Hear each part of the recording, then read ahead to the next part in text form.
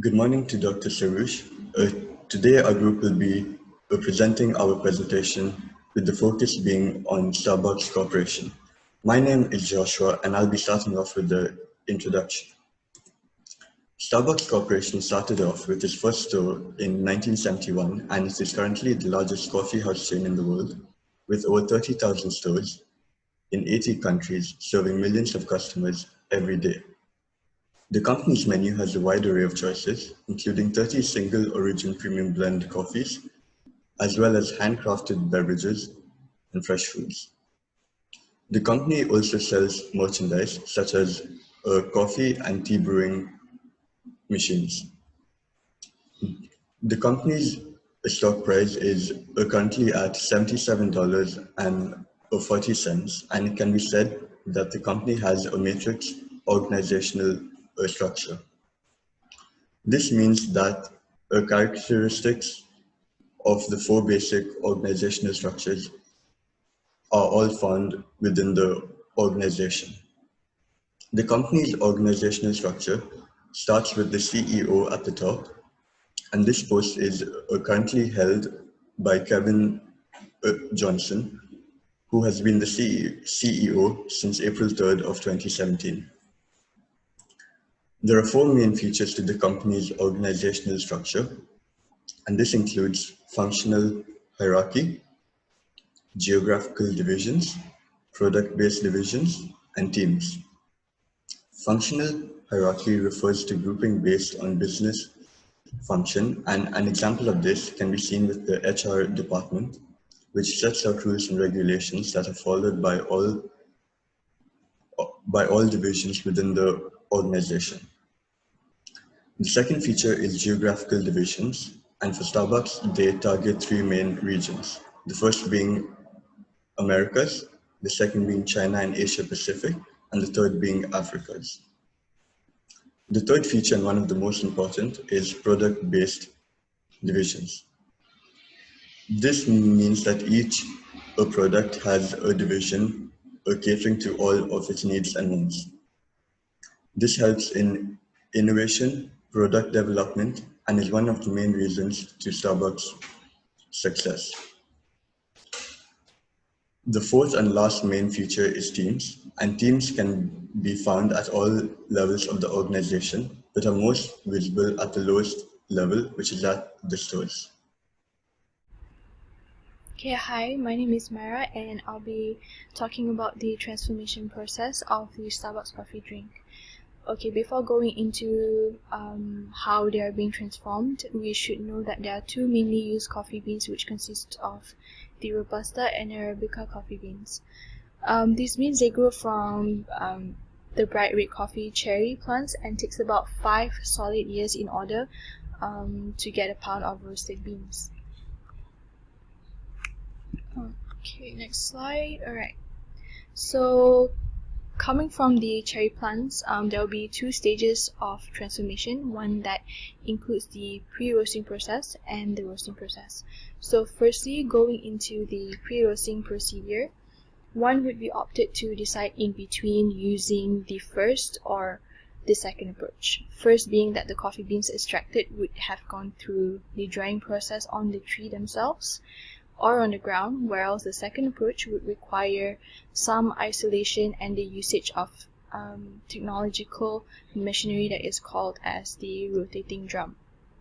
It takes about 5 to 7 minutes with intense heat in the drum to change the green color of beans to yellow, and another 8 minutes are required for the first pop to occur, though the coffee beans are not yet fully developed. Once those are done, we will then proceed to the roasting process, and being a more generalized transformation, most of the roasting processes would more likely to be the same.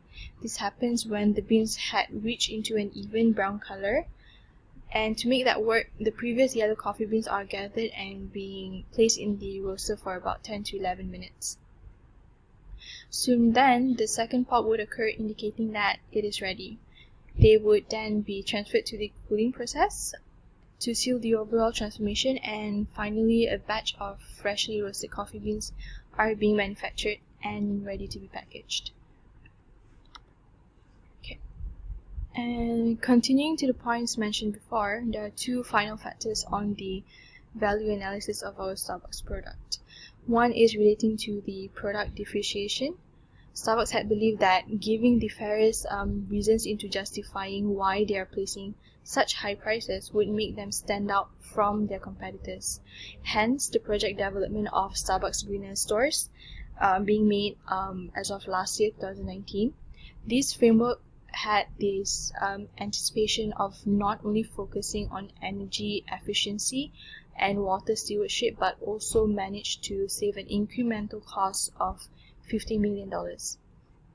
Every stores would be designed and produced using greener materials in the effort of doubling down the waste reduction. And this again shows that Starbucks are responsible by doing their part in sustainability of the environment, together by cutting down their costs. Hello, this is Fuad speaking. I'm gonna be presenting about the product life cycle. Product life cycle is the 4 stages that a service or product might go through over time, as it is an attempt to recognize distinct stages in sales history of the product. It also includes the stages that a product might go through after several improvements and developments. It is a very important tool that can help managers to examine the stage of the consumer acceptance for the product in the marketplace. First, the introduction stage of Starbucks. This stage is also called as commercializing, and it is the first stage of the product life cycle after the launching of the product. Operation costs in this stage are higher than stages since the company incurs several costs for marketing strategies, promotions, and communications.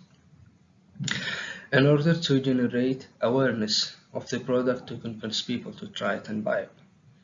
Starbucks started to operate in its first store in Seattle, 1971, and sales back then was very low because of the unpopularity of the product. Some difficulties as every startup business would face, such as consumer resistance to change and lack of management skills. Second, the growth stage.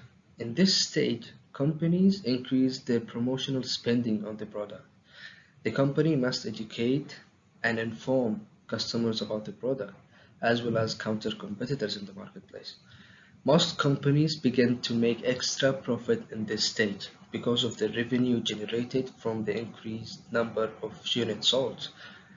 Throughout the 27 years of operation of Starbucks, since the day the company went public, Starbucks has witnessed a continuous growth as the shares raised by 41% in 2019. The pricing strategies that have been used by Starbucks help the company to dominate the market. It has captured low prices for brewed coffees, such as Americano, and raised the price for products that have less competence in the market, such as Frappuccinos and Caramel Macchiato. Third stage, which is the maturity stage.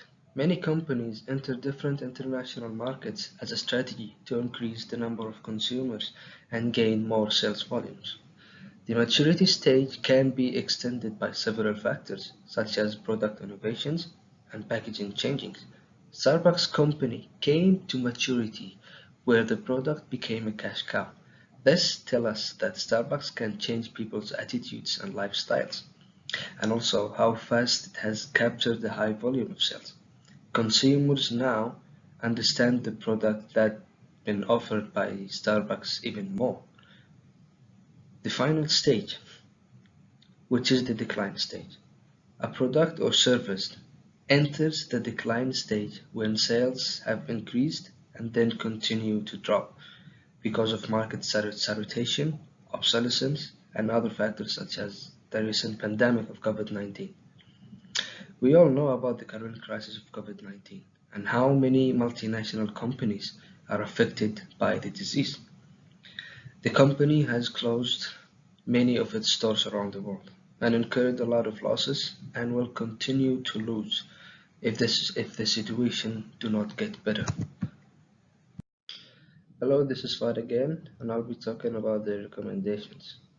The coffee chain business is faced with problems such as imitation, competition, and social trends that threaten international competitors in local markets. So, in order to protect the company's business against imitation, Starbucks must apply aggressive innovation in the area of product development. Innovation makes the product of the company difficult to imitate. And also now we come to the recommendations. First recommendation to improve the product, which is Americano. Some drinks that Starbucks offers, especially Americano, contain raw ground coffee beans that residue in the bottom of the cup and not fully utilized, which affect the flavor of the coffee. So Starbucks should provide self-stir cups and also to eliminate the waste of wooden stir sticks to fully utilization of the coffee. Second recommendation is bundled pricing. Bundled pricing can help to address the threat of competitors involving low-cost sellers. And here in Malaysia, most people prefer free refill for drinks in restaurants and cafes. So Starbucks must apply such offers in the stores in order to fulfill the consumer's needs and also gain more consumer satisfaction profile. The final recommendation is to add flavors to Americano coffee, and that will not only capture a higher sales of volume, but also acquire and attain consumer preferences profile. Thank you so much. That was all for the group. Hi Dr. Suresh, my name is Puteri Najia and I would like to explain about my part of the slide. So as you can see, the slide talks about factors affecting productivity and there are also 5 key points stated on the slide. But I'm not going to dive into the points one by one since I only have 3 minutes. So I'm just going to sum it all up. Okay, so firstly, productivity is a measurement of the efficiency of production. If you have high productivity in your business, usually you will have higher profits because everyone is doing their job well and everyone is productive, no one is slacking. So yeah, you should be gaining higher profits when you have higher productivity in your business. Okay, also Starbucks, they put quality as their priority. Like no matter what, if they were to work on their speed or anything or like some groundbreaking technological innovation, they would always make sure they maintain their quality because they are known for that. They are known for their quality and their premium quality. So if I were to be a loyal customer of Starbucks, which I am, okay, and I go to Starbucks, say, 3 days in a row or 3 times a month, they would want me to enjoy my coffee every single time I go to Starbucks. So yeah, that explains the second point. So they want my orders to always be consistent. Apart from that, Starbucks, they introduced this mobile application where it helps fickle-minded people like me to try something new. You know how you want to try something new but you have no idea what to try because you don't want to risk it because you know there's a possibility that you may not like what you order. Yeah, so Starbucks helps you with that. They will track your past orders, and if you are a fan of latte, for example, they would suggest you a new drink that is probably related to latte, so you will eventually like it. Other than that, Starbucks, they work closely with their farmers. You see, some large organizations, when they're all successful, they tend to hire their employees to hire their employees to handle the lower organizations. But Starbucks, no, they maintain a close relationship with everyone in the organization. So everyone has passion in the company. So they know that without the farmers, they are nothing because the farmers help them the most. So usually Starbucks, they will always offer a helping hand when they're in need of help. As I mentioned in the assignment, Starbucks provided funding for its farmers during difficult times. Yeah, I think that pretty much sums up this slide. Thank you so much and I hope this clarifies. Bye!